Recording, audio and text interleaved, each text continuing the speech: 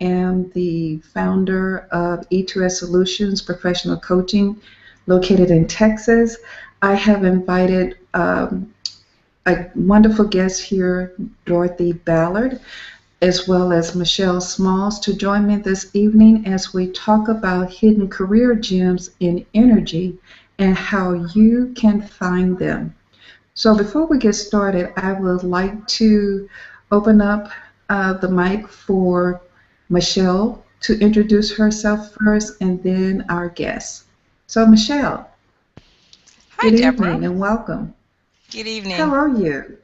Hi, I'm good. I'm fine. And thank you for allowing me the time to be on the show. But really quickly, again, my name is Michelle Smalls, and I'm a human resources professional. I've been in the field for a little over maybe 12 years now, and specialize in areas of recruitment, performance, management, coaching. Um, uh, Employee relations. So I've done quite a bit in my tenure. So that's pretty much my background, and just doing a lot of other things to keep myself busy. I hear you. As everyone should know, that Michelle is also my co-host for this evening, and we're going to be collaborating here in the future on some more business projects. So I'm so excited about that.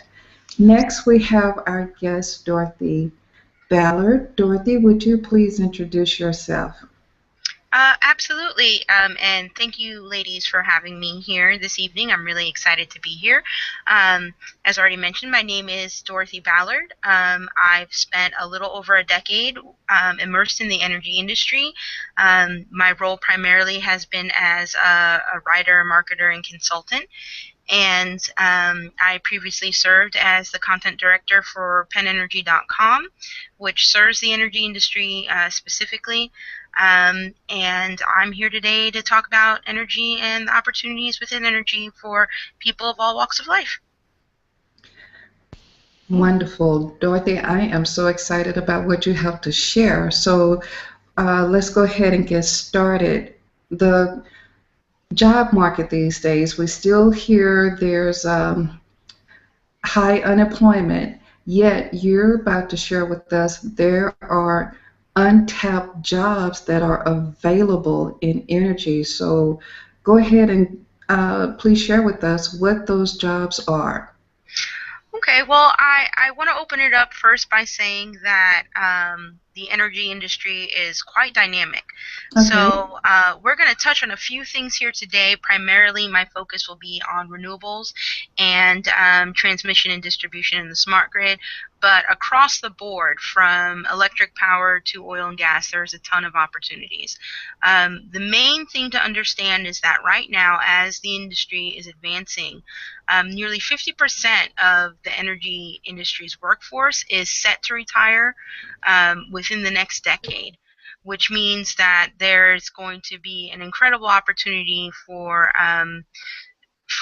new workers. On top of that, there's already an existing gap within the industry itself. So they're already in need of workers, but we are in the midst of what's industry terms as a big crew change, and so there's a ton of opportunities available. When you talk about renewable energies and the smart grid, could you elaborate a little bit more about that, and particularly the smart grid? Absolutely. When I speak to renewable energies, I'm speaking specifically to green energies such as solar, wind, hydropower, and biomass. When I speak to the smart grid and infrastructure, I'm talking about transmission and distribution. So you would think about your power lines, the lines that bring you your power, the meters that monitor your energy usage that are attached to your home. Um, what makes them smart is the fact that they are now equipped with new technologies that can communicate back with utility companies and other companies to help you kind of manage what's going on in your household and get a better grip on your energy spending. And things like home energy management systems that kind of roll up security and energy all in one. Okay. So, Dorothy, why aren't we hearing about these jobs more openly? I think it's really just a matter of sort of a disconnect between community and base and human resource efforts and efforts on the side of the industry. A lot of times when people talk about energy, the focus is really on filling upper tier jobs or higher level jobs like high level executive jobs, or there's a lot of talk about STEM, which is science, technology, engineering, and mathematics. But there's quite a bit of oversight in just the base skilled labor force that's needed to support such a large and dynamic industry. I don't really think that it's intentional. I think it's just something that's been sort of overlooked. Yeah, I would have to agree, excuse me, because here in Texas, what I hear on the local news that's really has the public's attention is about fracking. I know that's not related to the energy industry, but nevertheless, there's really the focus of that we don't want fracking in our neighborhood and because of environmental issues. However, in our school as well, as I mentioned to you in another conversation, the focus here has been on standardized testing, and it's just like we just don't hear about what all career opportunities are available to us. I know here locally in my neighborhood, most of the schools, public schools here, have been focused on building their sports program. So there's really hasn't been too much emphasis on careers based around STEMs, and I know the students are probably would appreciate more information about this. So, are these jobs that could be available to high school students? What's the range here? Well, absolutely. The range is rather broad, just like the energy industry itself. And just to touch briefly on fracking, that not in my backyard sort of sentiment is not uncommon. But at the Mm-hmm. same time, while people are very environmentally concerned, that same fracking that nobody wants, people want to move away from standard oil and move into gas, and gas is kind of involved in that fracking industry. Um, the opportunities available in energy itself, moving on, really ranges from people who are just transitioning out of high school and looking for a place to kind of begin their career, find their career, all the way through to those who are transitioning out of maybe, a homemaker position or having been retired for a time, up to those underserved populations where they had maybe worked in other non-skilled positions or skilled labor positions, or veterans that are returning from the military. So it's really quite broad. The opportunities are quite substantial. As far as a target group, there isn't one. All hands are on deck is what's needed, so to speak. Wow. So, if I hear you correctly, you're saying non skilled in addition to skilled uh, is available. Absolutely, and more importantly, when we look at the energy industry as a whole, median salaries tend to range between the $50,000 and $80,000 range, and that's with just some base skill training after you've gotten into a position that's non-skilled. Non-skilled laborers have the opportunity in less than a decade to be working within that salary range. So it's not only an excellent opportunity for all skill levels, but it's one that is loaded with benefits and is truly industry that provides a sustainable career path. Wow, that is interesting. So, are these opportunities all over the U.S.? Yes, national opportunities, absolutely. They're everywhere. Now, what opportunities are available? Obviously, ranges from region to region. Like here in the Midwest, you're going to find more opportunities in the oil and gas industry, or the natural gas industry specifically, and of course with wind power. And when you move out further into the coast, you're going to see more involved in solar power and hydropower. But the opportunities really are available across the board, and it's not just in skilled labor, it's in supportive roles as well.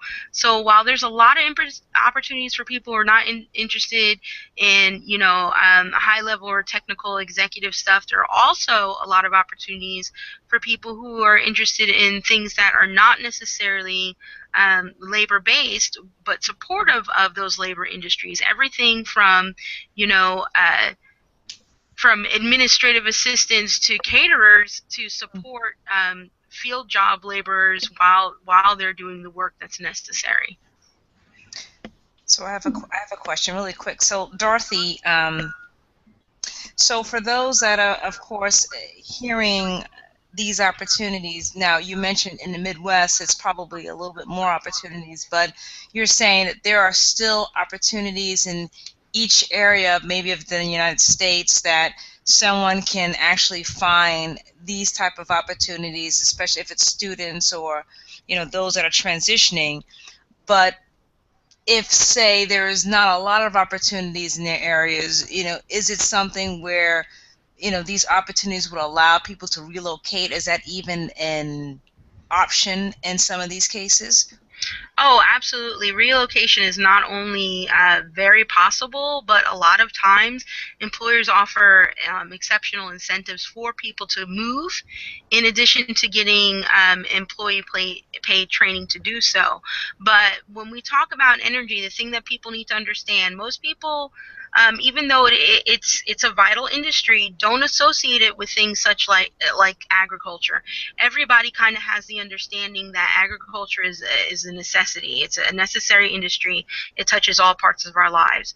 Energy is the same way. There is no lack of opportunity or availability when it comes to energy or energy jobs. It literally touches every aspect of our lives and is available in every single state across this nation and abroad. Okay, and you know what? And I wanted to ask you as well. You had touched on training. So, say I'm an individual, I'm a student, or I'm maybe that woman that's has children, maybe a single mom, or maybe I might be transitioning, and I don't have the skills. You mentioned something about training. What type of training would help me if I don't have the particular skills to be able to get into the job, and how does it cultivate me, that training cultivate me, so that I can, I guess, integrate into that organization so that I can make an impact?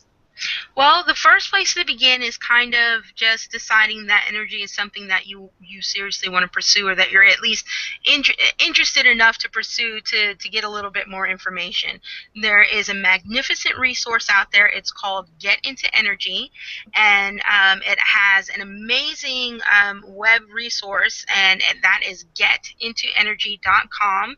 It has everything that you could possibly need, from career roadmaps, depending on what your particular job seeking position is. So everything from youth to established engineers to military personnel to women and other displaced and displaced workers.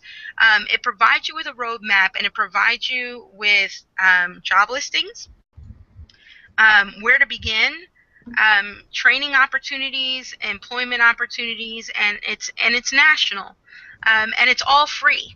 So the very first thing you want to do is you want to really decide that this is something that you want to do. You want to connect with a website like Get Into Energy, and then you want to start taking a look at those roadmaps, and then based on your region and the information that you input there, start reaching out to the resources that are available in your area. Wonderful, and I'm sure, and I don't know if anybody will ask this question. Do you have to be 18? Because maybe I'm that high school student who's maybe in my junior year or going into my senior year. I'm not quite 18 yet, and I'm interested. Is that it? Do I have to be 18? And are there is it just full-time, or is it part-time opportunities as well? It truly depends regionally, but more and more technical programs are doing in-reach to the high schools. So just like a lot of VOTEC programs are available where you can begin during high school and you can gain credits or skills or training while you are still engaged in high school, the same exists within energy industry training programs. There's a lot of in-reach also through energy companies that they come in and they offer apprenticeships and training for high school students because they're looking to fill their ranks. So the sooner that they can get somebody in and trained, and not only in and trained, but aligned with their individual corporate culture, the better it serves the industry. So there's a ton of opportunities out there. There's just this huge disconnect between the public and the industry itself. I have another question too. So what if I'm a student, I'm a college student, how do I get my, does my guidance counselor have this information, or does my career advisor at my college have this information? Based upon the link that, the information that you just provided, is there anything else in particular that I could let my school know to maybe get somebody into the school to talk about these things? Or at my college, is there any other particular site, or is it the same site that you mentioned? I would absolutely go to Get Into Energy first of all, and there is actually a resource link specifically for educators and community outreach providers, but also the Department of Energy has several programs that are available as well. So if you are already connected with a community outreach program or a job placement program, like here in Oklahoma, we have Workforce Oklahoma, or you just a guidance counselor within your existing high school or college, the best thing to do would be to direct them to either the Department of Energy or getintoenergy.com, and there are resources that are existing there, whole tools, even online tools and training specifically to help them guide their students or people that they're outreaching to in the community to get engaged in energy, to get educated about it, and to find their way to a sustainable career within the industry. Wonderful, wonderful. Absolutely, absolutely. Dorothy, I know that you also express green environment, green careers. Could you define what green careers mean? Well, green is anything that is considered sustainable and with a very low carbon impact or polluting impact. So again, that would refer to energies such as wind power, biomass, hydropower, solar. Solar right now is really the big player in the market, and perhaps the biggest area where opportunities are available. There are a ton of upstarts in the solar industry, but there's also quite a bit of federal funding between the solar industry and the wind power industry. They have both collectively in the renewable energy sector had the most federal funding and incentives and programs.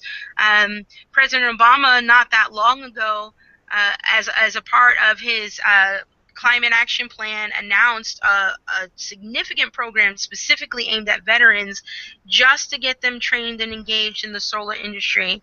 And the solar industry itself has had such a tremendous impact on the job market in the States, between manufacturing, installation, and just even in sales and retail, that it's something that the government has taken note of and has specifically aimed federal programs towards incentivizing people getting engaged in solar specifically. So we have things like the Sunshot program and solar programs to get veterans engaged, and then renewable energy programs to get women specifically engaged in renewable energy, but especially in solar power.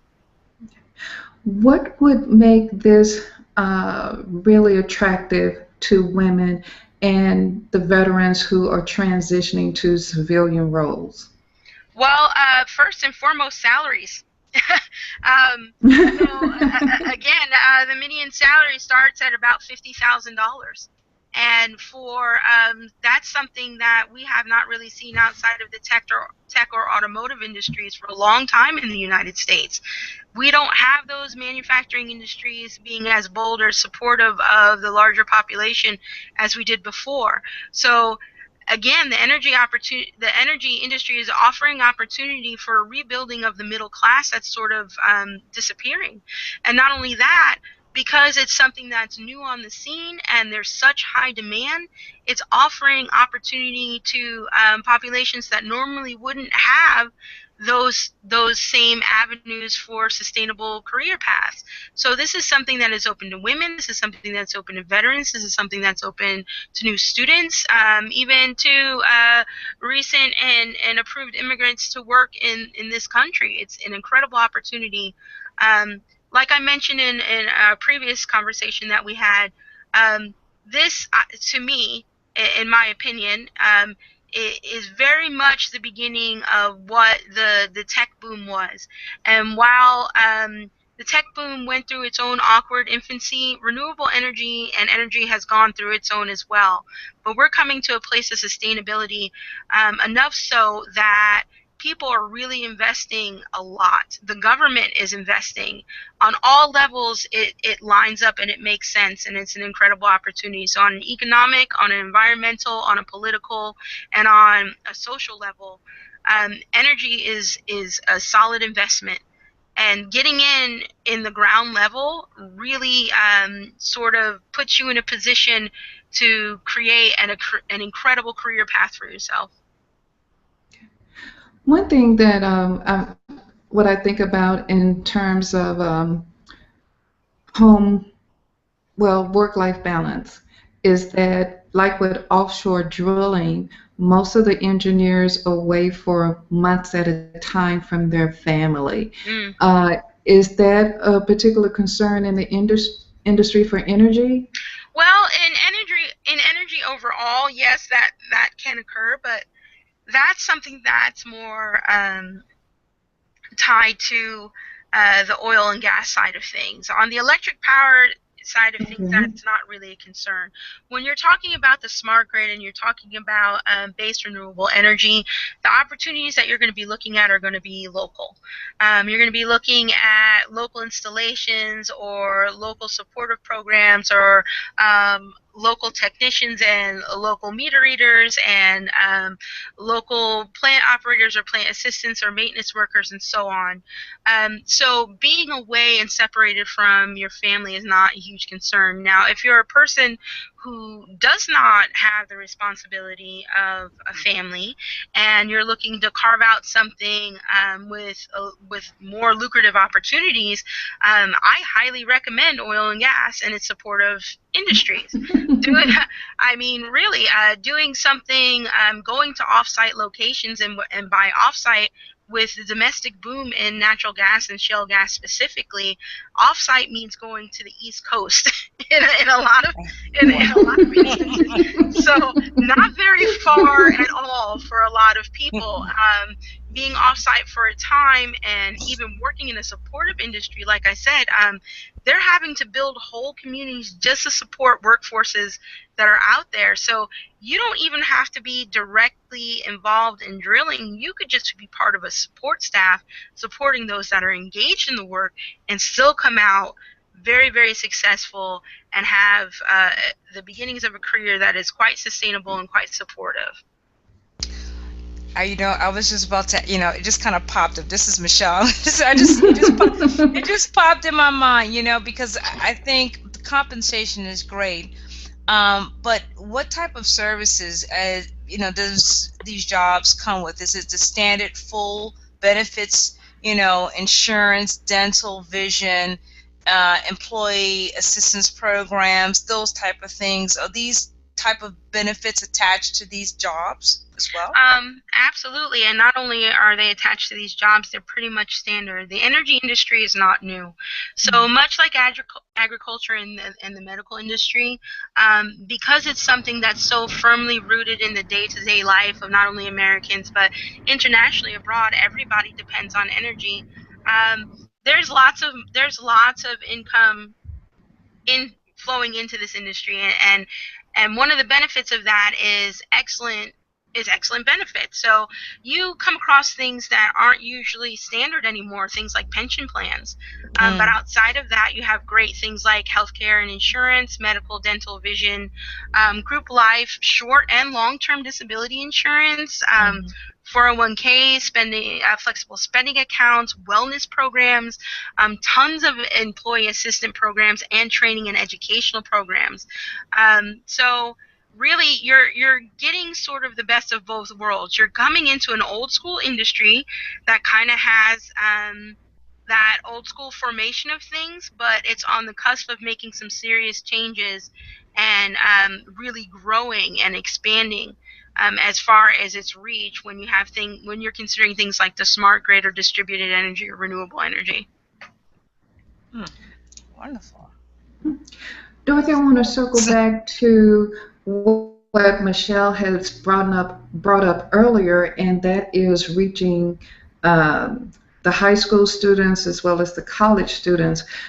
Do they have the opportunity to work full-time, part-time, or is there internships available? Or are there internships available? There are absolutely always internships available.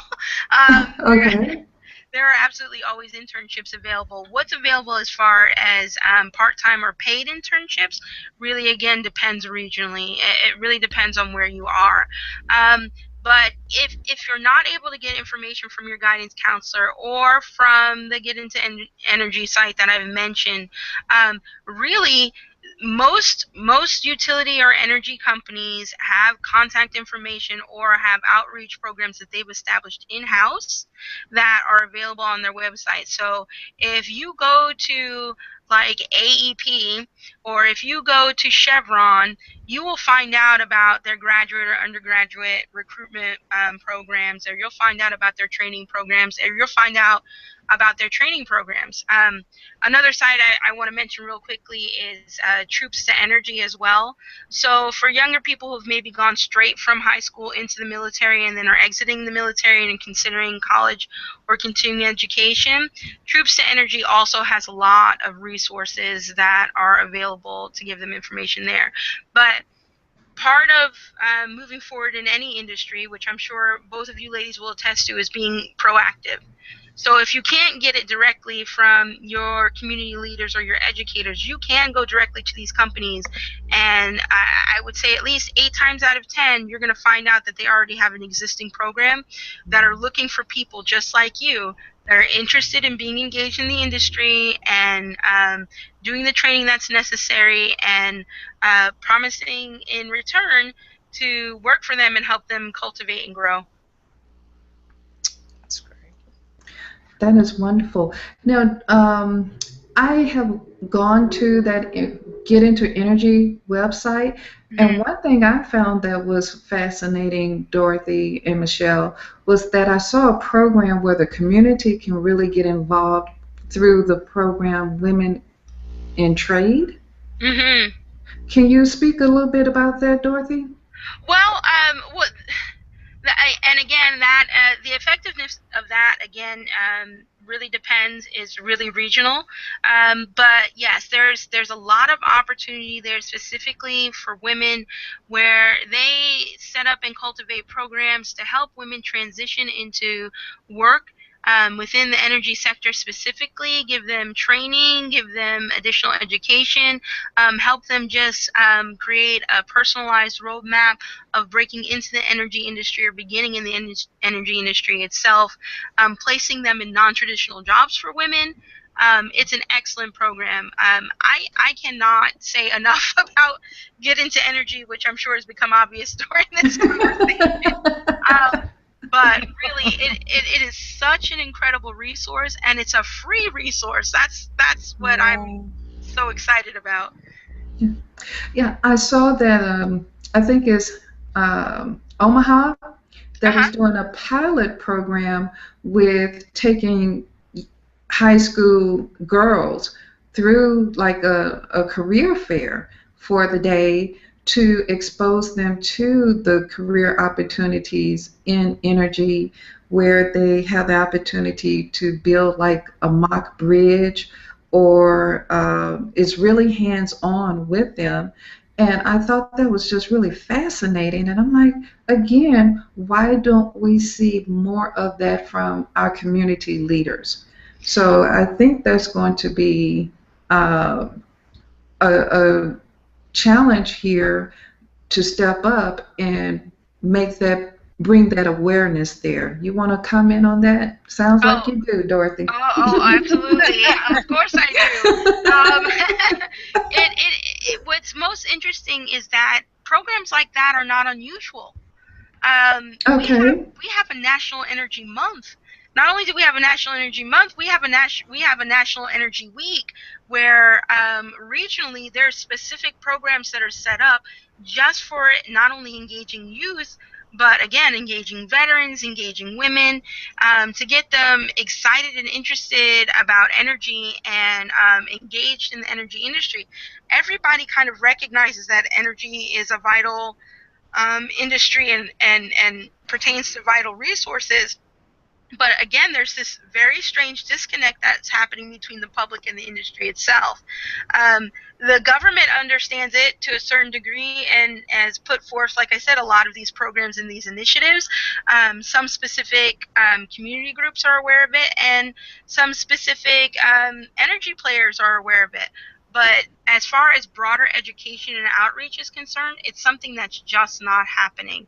It's not being discussed in the class. And I mean, honestly, if we think about it, there's probably more discussion about the environment itself, but there isn't a lot of discussion about the jobs that you can take or have to create a sustainable career so that you can help the environment. You know what, Dorothy? Wow, yeah. I'm glad that you mentioned that there is a national awareness and that there is the National Week of Energy.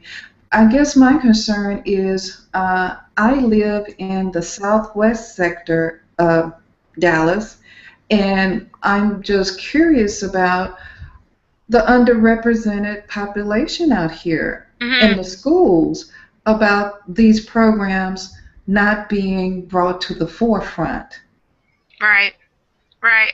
Well, that is my great concern as well, Deborah. That's part of why I'm here, and I'm so very pleased to be a guest of yours and Michelle's, because I want people to know, and I want people from Yes. neighborhoods like where I came from, which was Washington Heights in New York City. I want people to know there that energy is an opportunity. I did not find out that there was an opportunity for me in energy, even peripherally, until I was in my 30s.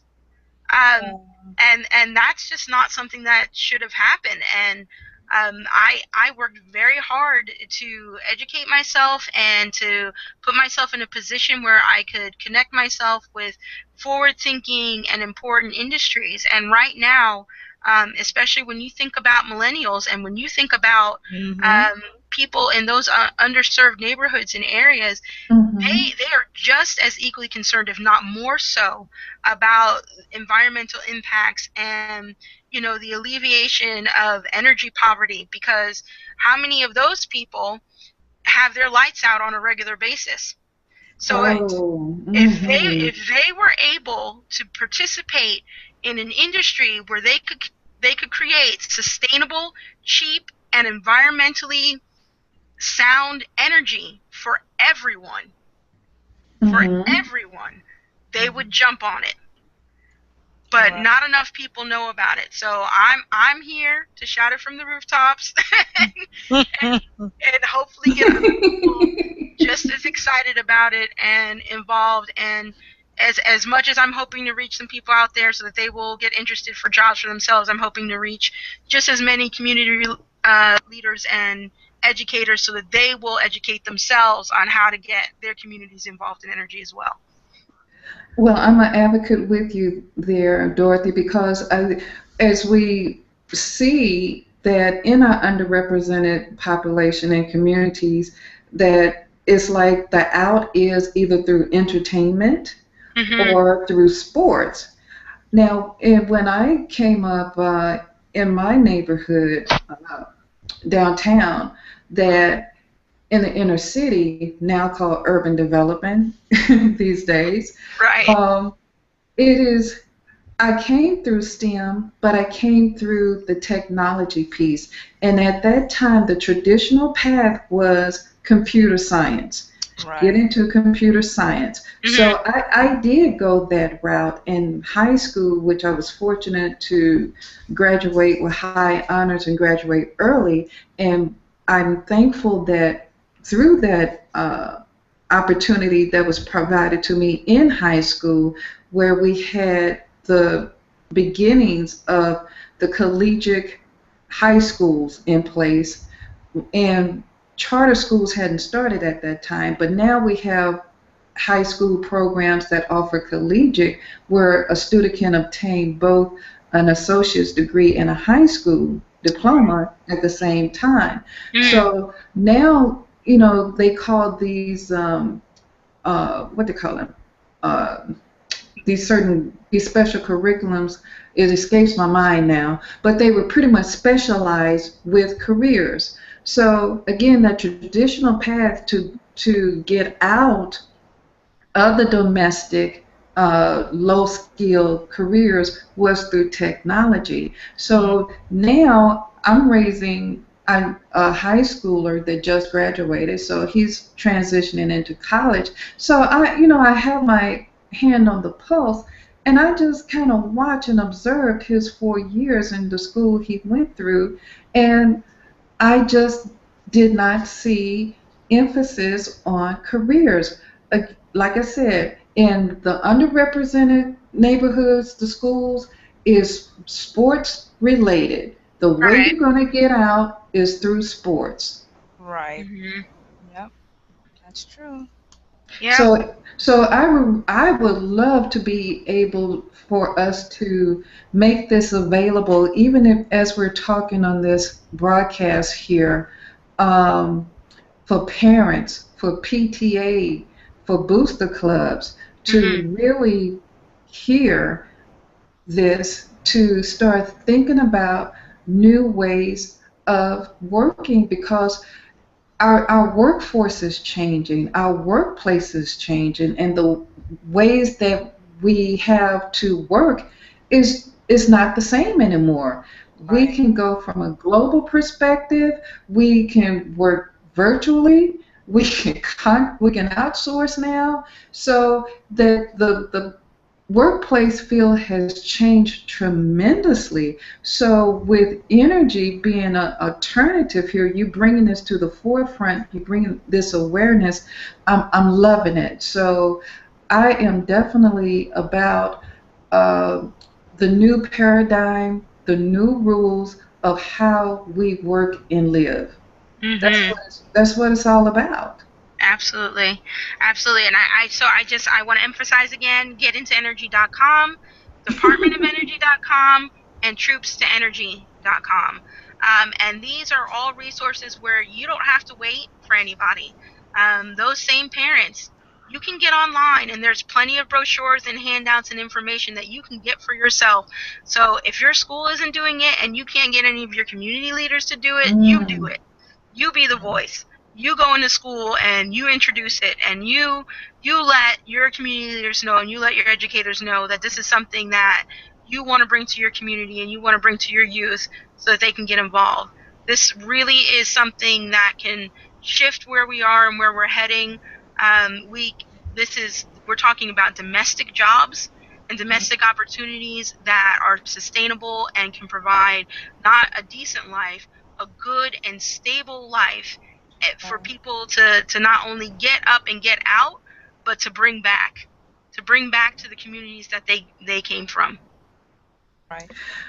Mm. I also want to ask you too, you may or may not be aware of this as well, but those that are thinking about starting a business for themselves, is there an opportunity to be of service to these energy providers, Uh, Dorothy?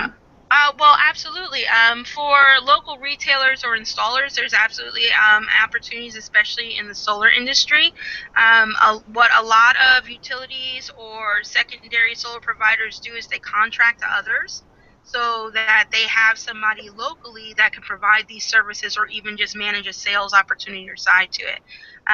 The other thing that you can do is volunteer with groups like Habitat for Humanity so that you have more hands-on and individual training when it comes to the installation of things like home energy management systems or smart meters or solar panels or installations. It'll kind of help you get a little more immersed in the industry and understand a little bit more about it. This has been incredible. Absolutely. An incredible hour, very informative. Any last words you want to say, or any more questions you have, Michelle, before we wrap it up? No, I actually, as we were going through, took a look at the site as well, and really, there is many opportunities, and if you just click on the state, it brings all the information up, and even on the front page, it has, kind of career opportunities for students. So this site is really laid out very well. So if anybody gets on to get into energy, they're going to find all the resources, all the things on that site that's going to help them get what Dorothy's been talking about tonight. So that's the last thing I have for that. Yeah, and thank you for giving me a platform. I deeply appreciate it. You're more than welcome, Dorothy. By the way, I read your article on LinkedIn on Post. Michelle, you need to check it out. Oh, I'm going. I'm telling you, Dorothy is on fire here. Do you hear me? Wow. So, got the passion. I can hear it. So we have you back, Dorothy, on this and getting the word out. This has been an incredible evening. Dorothy, matter of fact, if anyone wants to get in contact with you, do you have information you would like to share out? Absolutely. You can reach me at LinkedIn, of course, Dorothy Ballard there. I'm at Outlook as well, which is Ballard, B-A-L-L-D, and then DM at Outlook.com. You can reach me by email there as well. And through my LinkedIn page, you can also connect with me on Twitter. I'm just at Ballard DM. Wonderful. I'm sure many individuals would like to invite you to come out and speak more about this. This has been an incredible hour. This is Debrah Mathis, your Energy for Success coach. If you want to get a hold of me or how to work with me, you may reach me at www.engagetosuccess.com. Michelle and I work together as we offer both professional and personal development, as well as human resource management and career management strategies. We look forward to hearing from you, everyone. Have a wonderful evening, and we're here to energize your best you. Thank you for joining us. Good night. Bye.